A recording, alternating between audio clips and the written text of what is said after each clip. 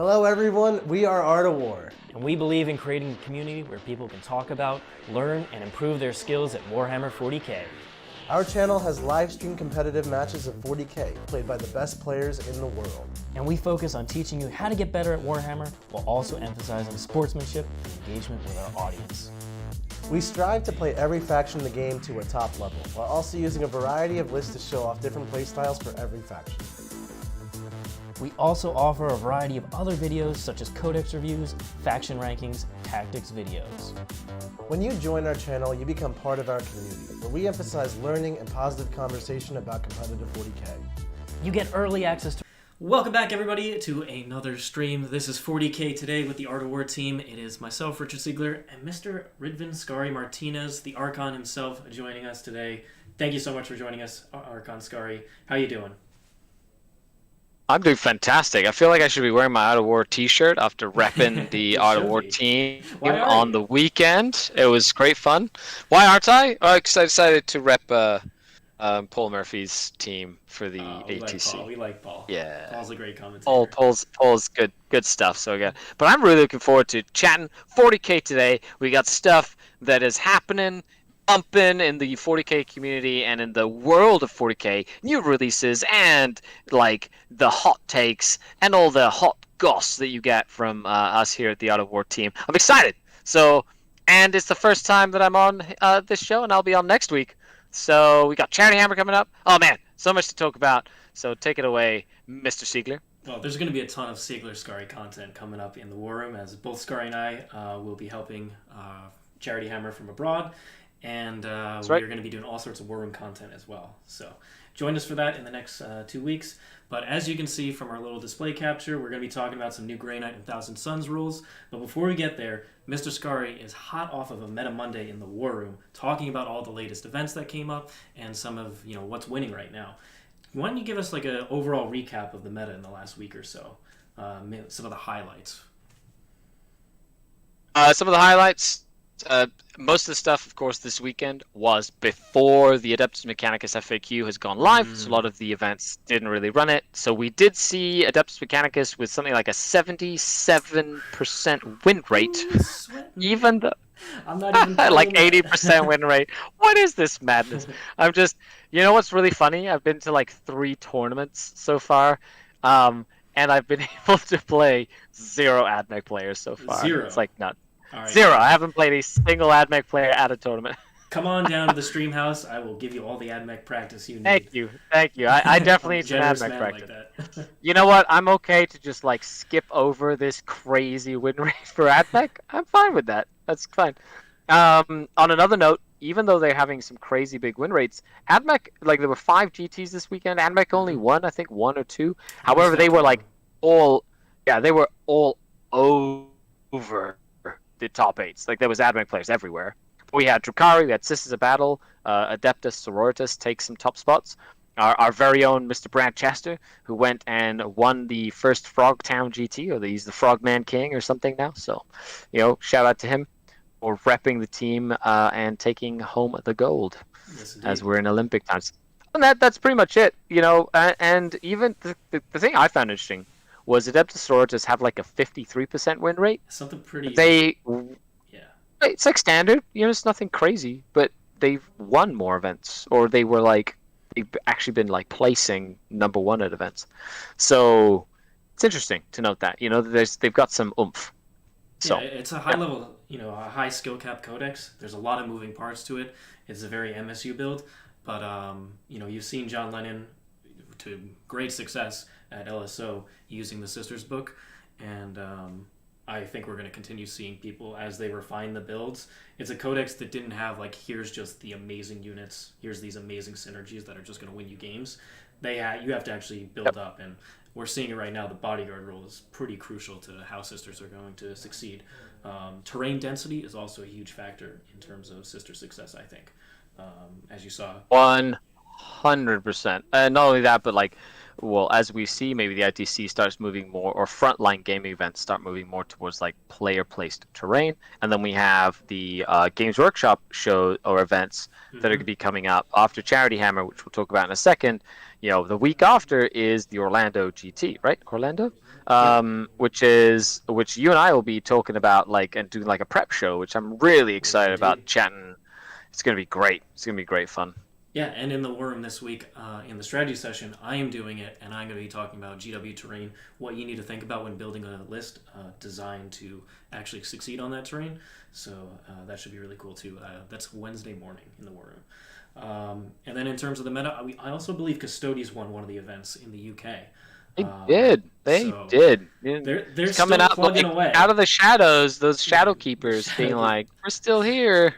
But it was a really interesting list. Double bike captain, so a little extra obsec mobility there, and just a couple shield guard units, and one, I think it was prosecutors, the Sisters of Silence. So there's like a little bit of everything. But Custodies have amazing defensive strats, and they're pretty tough to deal with for a lot of armies in just removing them, especially those Storm Shield Guard. Once they got on objectives, very difficult to remove. And right now the meta isn't very Mortal Wound heavy, outside of like a couple builds. So especially as Chaos has seen a decline in their success, we haven't seen ones that are lists that are pumping out like 30 Mortal Wounds like that old like Magnus list. So that has been a boon to. Oh, that might change. That might change. Grey Knight. 1,000 Suns on the horizon. Let me just say, like, if that's an indication of how many more wounds we have, maybe things like Black Templars might come to the surface, being like, can you ignore mortal wounds on 5s? If you can't, this is gonna hurt. Graia too, although Graia has terrible rules outside of that. But speaking of which, this is a great transition. Games Workshop announced on pre-order is the Hexfire box, which is 1,000 Suns versus Grey Knights in the box set. And the new Castle and Crow is in there, and the new 1,000 Sun Psyker character, and both codexes are up for pre-order this weekend. So that means we're going to be getting those NDAs will be up, and all the people who get preview copies, not us unfortunately, will be previewing those rules. So we're going to do a live hot takes, probably me, and maybe if I can snag Jack Harpster, we'll do that on YouTube on the weekend. But I am going to be going through all those Grey Knight rules as deeply as possible. And then on Tuesday next week, we're going to play on YouTube a Grey Knight vs. 1,000 Suns game. So have no idea what's in store for that, but I'm super pumped for the Knights of Titan. And speaking of which, let's go ahead and look at some of these rules that they previewed today. Psychic Slugfest, Grey Knights and 1,000 Suns throw down with new powers. Good old title from the Warhammer community site. But yes, we've got some preview rules. We've got some like mechanics that they've been showing off, and I know I feel like if Psychic Awakening for Grey Knights is any indication of how much potential there is in something like the Grey Knight book, I think there's going to be some pretty spicy stuff. Take what do we have? What do we have here, Mr. Siegler? If you remember back to 8th edition, that like first 2-3 years of 8th edition, Grey Knights were bottom of the barrel. Wow, that book was pretty bad. Like basically no warlord traits or relics. It was awful. However, when that Psychic Awakening book came out, Grey Knights became a completely different faction. Their power level dramatically increased. They got a second psychic tree. So if it's anything like building off of the Psychic Awakening, Grey Knights are going to be a great spot because we already know that they're almost certainly getting extra wounds, like the other Space Marines have gotten. So, and there have been leaks of some of the boxes. I believe Strike Marines, the profiles leaked in there.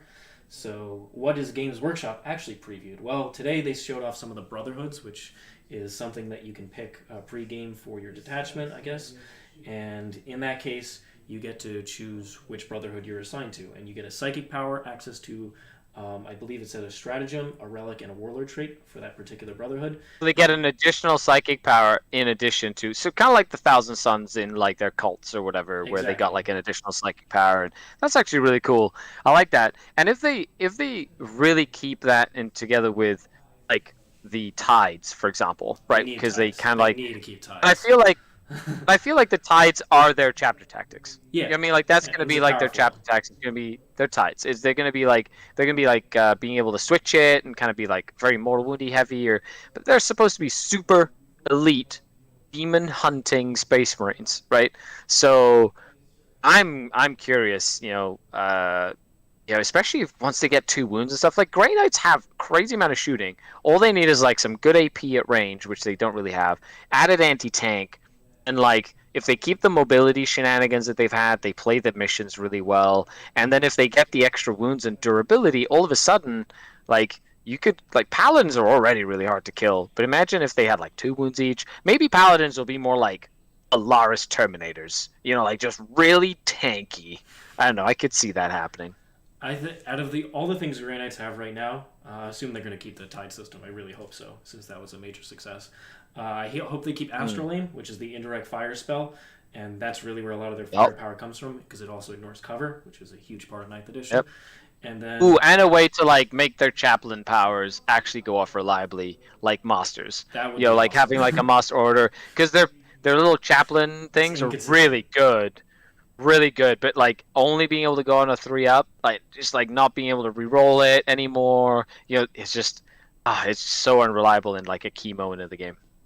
Yeah, I have rolled some games. I roll all nothing but 3-ups and just get each power when I need it. And then there's other times Yep. where I just cannot buy the extra AP when I really need it. So I would love to see something like Black Templar's God where they get to re-roll it, or something that makes it go off on a 2-up. Anything to help there would be awesome, because like you said, the litanies are outstanding. I would also really love for them to keep dynamic insertion, that 1 CP strat to come 3.1 inches away out of reserve. That strat is amazing for mission play, and just being able to do all sorts of cool things and force extra screening, which is very helpful for an elite army like Grey Knights. So if I had to pick 2 things, those would be the ones I hope they keep. But let's go ahead and look at some of these. Ward Makers is the first Brotherhood they previewed, which gets you a Psychic power. Goes off on a 6. You pick an enemy unit within 12 of the Psyker. Till the start of your next Psychic phase, that unit is not affected by aura abilities of models from its own army. So turning off auras, really powerful, because the Bodyguard rule is an aura. And that's, if Grey Knights continue being a primarily shooting army, being able to turn off Bodyguard would be really clutch. So I like this power. It's short range, so you have to get close, but if you're doing something, like a trading piece, or you have something like the Interceptor unit, go out there, get within 12, and then fire and fade back if they keep that spell. That could be a really cool combo that you do.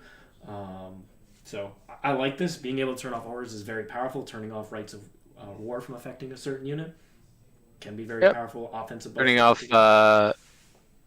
off, don't count as charging when you're running into the Death Guard. Don't, turning off, the stench vats. like there's, there are lots of like auras that a unit, like sometimes, especially if they're like in a screening position or on an objective or something like that, where you just want them to just not have that. Which, I think that's good. It's not, I don't think, then again, in comparison, I find historically, Games Workshop tends to showcase sometimes the most random and or the worst of the bunch. Like they kind of like pick and choose, and sometimes they pick like the best one out of the book to showcase, and sometimes they pick the absolute like worst one from a competitive perspective. So then you read the codex and go, oh man, like I didn't know this was a thing. This is cool, right? Yeah. So we'll see. And the other thing is it's coming with a stratagem, a warlord trait, and a relic, and those could completely change what you think is best. So this is just a free add-on. Exactly. If you take this Brotherhood, your units that are in that Brotherhood know it. It's just an extra bonus. I like that. And like I said, this would be great against Sisters, because they really rely on the Sacrosanct Bodyguard rule, except they have amazing, that auto 5-up deny and the 4-up deny strat are just brutal. Oh, so good. I'm hoping Grey Knights gets this is going to be like pass something. A 1 in 3 just to like auto deny is just so silly, especially when like even a Rhino could do it. Be like, oh, like whatever. Yeah, it is. throw the Rhino in there. I wouldn't be surprised if there is a sort of like a strat or an ability or warlord trait that's like in a very psychic heavy style army like this that allows for undeniability. Like you just physically cannot deny psychic power from going off. It's automatically passed. You don't Very have like to roll. the word bearers, for example, kind of have that mechanic built in. When they fail a psychic test, they can take a mortal wound to like auto pass it, and it can't be denied. Yeah. So I feel like I wouldn't be surprised if there's something like that in there. Yeah, I hope they were thinking about this when the Sisters book was being tested. So then we got Cult of Time, Blessing. It's a blessing power. Time Flux is a warp charge of 6. You select a friendly Cult of Time infantry unit within 6 of the Psyker. You can return one destroyed model from that unit up to the battlefield with all its wounds remaining, placing it in unit coherency. Probably going to see this Pretty mostly similar. on Yeah, I think they had pretty much the same thing before. Like, I don't think it's changed too much. I think before it might have been like bring D3 wounds back worth of models or something like that. Now it's just bring a full model back. So they just simplified it, make it more like an apothecary. Yeah, if Which- Thousand Suns which makes keep their sense. healing spell, Yeah. which they can heal the unit back to full, then revive a full model with this. You know, not bad. Well, this is even if a model is wounded, you can just cast it, just bring a full model with full wounds, right? Yeah. Which means that that I think that's good. I like this. It's very simple, straightforward, has a good casting value, and Time Flex is good. We'll see what kind of stratagems they have. I'm really curious to see what they do with the Cult of Duplicity, because that's probably one of the best ones for competitive play, at least right now, with the ability to teleport and pick up units and move them and things like that, and redeployment and whatnot. So we'll see. There's 9 of them. I think there's 9 different cults. So. Yeah. I think it was 8 Brotherhoods, 9 cults. So there's plenty of extra rules. And that's what a lot of these, if you want to run armies like this, mono codex, relatively elite ones with not tons of options, having extra layers of rules is really going to help them. Something is going to be competitive in there, even if it's not all. Then we have the Empiric Lodestone. This is a warp charge of 7. Select an enemy unit with an 18 on the Psyker until the start of your next Psychic phase. Each time a Shadow Bearer's vehicle unit makes a ranged attack against the enemy unit, +1 to wound. +1 to wound on your Dreadnoughts, if you take them, on your Grandmaster Dreadknights. Yeah, I could definitely see this being very useful. Remains to be seen how powerful the Grandmaster Dreadknights are. I'm pretty Well, I skeptical feel like of them because of the fact that you've got if they keep Cybolt ammunition or the silencers at strength 4, right? If they keep them at strength 4 and they keep the side cannons at strength 7, having this sort of synergistic approach to be able to turn side cannons from wounding vehicles from 4s to 3s in a lot of cases, or turning the silencers from wounding vehicles from 5s to 4s, especially if they get added bonuses to AP, things like that. It's definitely very utilitarian. Now, because it's only vehicle units, who knows? We'll see. Historically, if it works for Razorbacks and stuff, and you could do the whole assault cannon Razorback spam thing again, I'd be terrified, because I'm a Dark Eldar player, and a bunch of assault cannons is not something I like to see across the table from me. Big doubt on them being amazing, but I think if you're That's going to true. take That's Grandmaster true. Dreadknights, this is probably going to be it seems very obvious. +1 to wound access is just amazing on the volume of fire that they put out. So Yep. Could be a great option there. Then It'd also be good for if they have the flamers, like the incinerators and things like that. Just +1 to wound, don't even have to roll to hit. They've got who knows? Because those Grandmaster, the Nemesis Dreadknights and the Grandmaster's Nemesis Dreadknights, they've got a lot of potential to be very good, tough, strong units. And the way they've been doing it, if it's anything like a Morven Vol, imagine if a Grandmaster in a Nemesis Dreadknight becomes more like a Morven Vol style unit. You know what I mean? That'd be amazing if it was 9 wounds. That'd be terrifying. That'd be terrifying. 9 wounds, half damage. It'd be brutal. Ugh. She's ridiculous, but I would. She's really good. 2/3 of that power, I'll take. Then we have the Cult of Knowledge. Warp charge of 6. Manifest to select an enemy unit within 24 of the Psyker until the start of your next Psychic phase. Each time an attack is made against that unit by a model in a friendly Cult of Knowledge unit. Reroll 1s to wound, so little Lieutenant Aura without having to pay for a character to do it. And it's like a mini Doom. It's honestly like a mini Doom. You pick an enemy unit and you reroll wounds of 1. So mini Doom. I'm gonna call it. Doesn't require line of sight. 24 inches of range, so plenty of range there. Not bad. Don't even need to be within line of sight. So it's just straight up. Yeah. Prescient Brethren. So, warp charge of 5, select one enemy unit within 12 of the Psyker until the start of your next Psychic phase. Each time that enemy unit makes a normal move, advances, falls back, or makes a charge move, roll a d6. On a 4 to 5, the enemy unit suffers d3 mortals. On a 6, it's flat 3. And, if you were playing non-competitive, you wouldn't be able to do this more than once. But this is actually kind of interesting. There's a lot of really powerful... It helps against Satan. You mean it helps against... It's a it, delaying you know, tactic for Grey Knights. Grey Knights, how they play right now is they want to whittle down your opponent's resources and then come out and take you. oh, this is a malediction. Ooh, it picks an enemy unit, so they could literally like do stuff, and slowly they just lose models as they do stuff Yeah. throughout their turn. You Oh, think that's about like a witch nasty. unit. So you go ahead and blow. If they still keep the psychic power to Yeah. shoot in the psychic phase, they can Hmm. shoot away the transport and then cast this psychic power on one of the units, like Incubi or whatever. And then, oh, they want to move. They want to Yeah. advance. You They want move to with your advance. witches. Yep. You move with your witches. You want to You might charge. take D3 dead witches. You charge D3 dead witches. You know. Oh man, so you could literally kill like up to like in a small like against MSU. This would be really really good against MSU stuff. It's going to be Like powerful especially on elite small armies. MSU units. Like yeah, like Incubi would hate this. Like a little 5 strong unit of Incubi that's like out of a transport, and you're like, and here you go. However, it is 12 inches. You have to be really close. Yeah. So It'd be a you know, trading unit. If yeah. they have dynamic insertion access, they'd be able to do it, or ways to increase the range of it. But or those interceptors. So they'll have ways. It's not amazing straight up, but I could definitely see the uses here Oh. because think of against like White Scars where they're in turn Mhm. 2. They have one resource on this side of the board that can hit an important part of your army. Well, I'm going to go ahead and cast this power on them.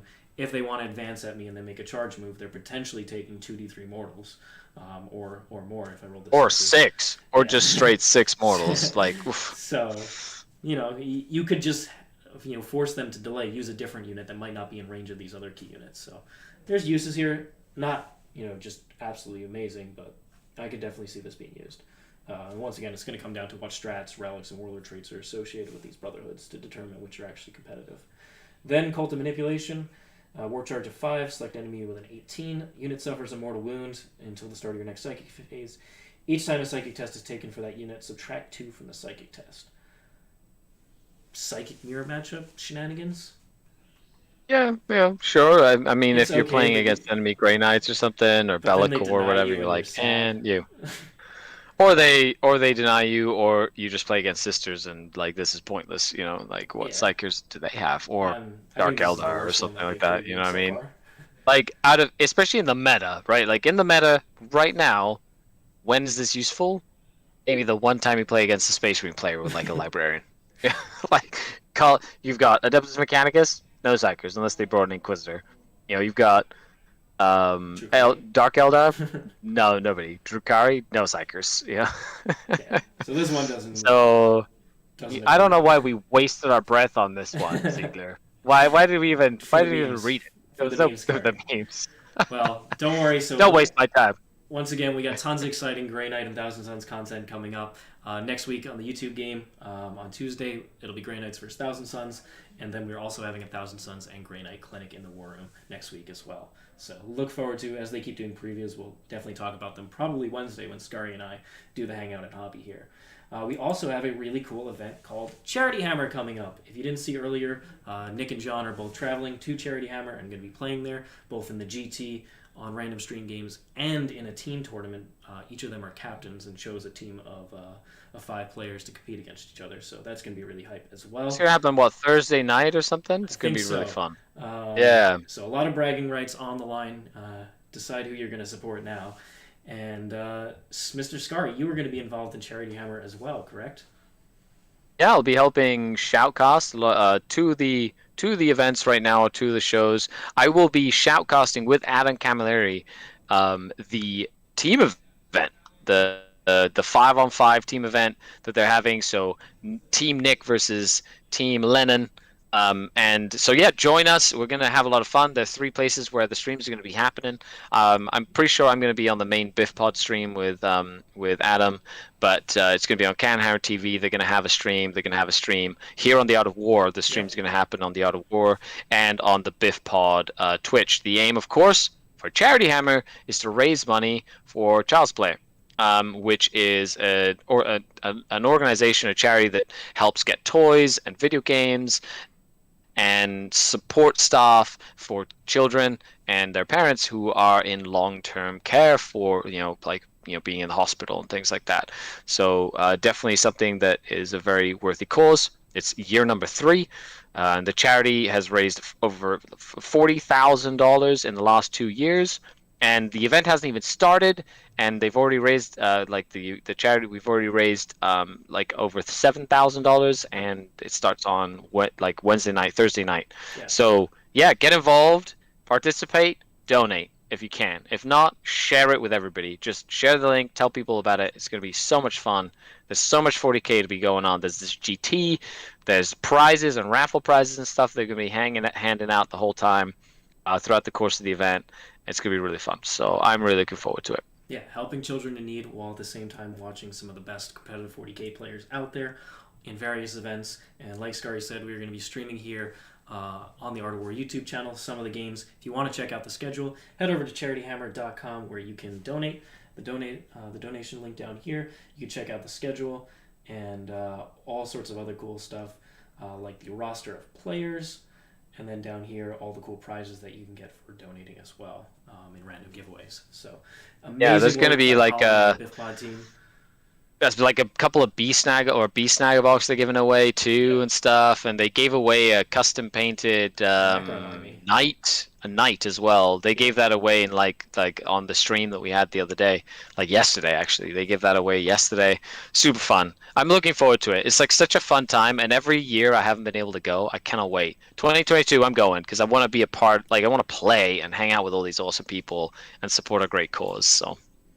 And then if you want to check out the list, they are up on Stat Center as well, if you want to check them out. So a lot of cool stuff. Which is really fun. For the GT, the way they did it, the Falcon put an ELO for every player for the top 22 players that went, like the 22 players that went, he rated them via ELO with every game that they've played for 40K in the ITC from 2018, basically, and then ranked them, and then they got the top 10 from like a GT that they had locally, and then the other top 10 got seeded into this GT. So they have a 32-person single elimination bracket GT, which is gonna be it's gonna be so fun. There's so much like going on this weekend. It's gonna be great. Yeah, I cannot wait for it, so hope everybody else is excited. Skari, any other news that you want to mention before we talk about Art of War happenings? Not like specifically. I'm just really excited to get out there and start playing some games, like, and if you get a chance to go out there and test your lists and things like that, or anything that's going on in the community, I have a big, we're keeping an eye here at the Art of War on all the meta happenings with our meta war and all the clinics that we do in the war room. So if you haven't already, make sure that you consider hopping onto the war room and being a part of the really cool Art of War community that we're building online, and all that stuff. And the whole team is just here to help you out. Other than that, that's it. That's all I got. So yeah, looking forward to working with everybody out there. All right, well, coming up this week with the Art of War, we got some really cool stream games. First up on Tuesday, Nick Nanavati is busting out the Space Wolves once again into my Necrons. I am indeed bringing back the Silent King. I've been playing with Catan for a while, but the Silent King, he's back to reign over the stream house. It's been a while, and I'm looking forward to bringing him back. And I've designed a list with some death marks and some sniping, just in case you play against that AdMech player and you want to take care of his characters, where all those crazy buffs are. So see if it can work into Space Wolves. I'm hoping so, and it'll just be good to have the big guy back on the table. Then on Wednesday, we'll have the Hangout and Hobby. That is going to be me and Skari talking the breeze. I'm going to be building AdMech units for my Games Workshop GT event list that I'm going to be playing. And then Skari will be doing all sorts of Skari things, I'm sure. All right, the Archon is always working in mysterious Skari things. Yeah, I've been doing a lot of collaborations with Mini Wargaming, so that's been really fun. I get to play and do some crazy stuff with them all the time. Yeah, there's actually a bat rep that went up today, actually. But I love playing random stuff, and I have said this before, if you want to be a good competitive player, play a narrative game every once in a while. It'll make you very creative at problem solving if you have the right attitude for it. and you can apply a lot of the concepts you learn to competitive stuff. Also, you get to play with Lilith later in this week, don't you? Yes. So on Thursday, we are going to have on YouTube a subscriber match. That is going to be between Iron Hands. Jack Harpster playing the Iron Hands, and then I'm going to be playing Custodes, trying my hand at them again. This time, less bikes, more tools elsewhere, so I'm going to see how that performs. And then in the War Room, we are going to do a Games Workshop Orlando stress testing event between Jack Harpster and myself. I am going to be playing 2 different lists into Jack's Black Templars, and we're going to play out the first couple of turns, talk about it, whether we need to make changes to our list, how we actually play the matchup. So the first one is going to be Aldari Soup. I'm going to be playing the Aldari Soup. Aloth Hesperex is indeed, like Skari mentioned, making an appearance with 2 succubus friends, and they are going to be supporting a Craft Worlds detachment with a ton of indirect fire. So we'll see how that performs. Got a lot of counter assault to help protect that indirect battery. Triple succubus, eh? Yep. Oh, gorgeous. Double succubus gorgeous. with Lilith. I will say, though, Lilith, low-key amazing. Like, Lilith... Especially in the ally armies, because she can advance and charge without getting power from pain. So I'm going to test that out. I was getting poo-pooed, and then Skari backed me up on the idea. Nick, get out of here. Get out of here. Come on, Nick. You think you're a Dark Elf up there? Yeah. And then I will be playing my Metallica AdMech list, which I want to test out, the veteran cohort, into Jack's Black Templars as well, and we'll see how those Black Templars handle it. But Advance and Charge Metallica with an auto 6-inch advance is going to be great fun for you. You're going to have a lot of fun with that. Yeah, I can't wait. Are you running like a bunch of Ruststalkers or like Infiltrators or something? Infiltrators, Raiders, the Taraxi. I'm just sending wave after wave into you. So you wily ways, you and your wily ways, Mr. Siegler. Absolutely People love it. forgot about the Metallica, but they have some great stuff in the what is it, Caradon book. The goatee guy has a name. His name is Skari. Well, that's all the cool stuff to look forward from this week. And then next week, once again, or on the weekend, we have Charity Hammer, where Nick, John, Brad, and Mark Perry are all going to be there performing. And Skari will be commenting on a lot of those stream games. And then next week, we're going to have Thousand Suns and Grey Knight content for everybody, as well as another Orlando Games Workshop stress testing event in the War Room. So please join us for those. And speaking of the War Room, we're going to send you off for a promo of that War Room and all the great content that we do in there. Archon Skari is one of the coaches, Eldari expert, and we appreciate everybody hanging out with us today. And hope to see you tomorrow for that stream game. Thanks, everybody. We'll see you next time. Bye. Dive even deeper into competitive 40K and become a member of the world's most knowledgeable and positive community. The War Room is an exclusive group that brings together the world's best 40K players as coaches to help anyone from a newer player to an experienced tournament veteran learn, grow, and reach their goals within our shared hobby. Each week we offer a variety of live stream coaching matches centered around illuminating the thought process and in-game decision making of top players. We explain everything we're doing and why. You'll learn about the ever-evolving meta, match play mission theory, list making, and discussion of every faction in the game, and have access to analysis of all the latest rules. Our team of highly experienced coaches teach weekly clinics on each individual faction, strategy sessions on deployment and cool tricks, and meta-analyses each week during Meta Monday.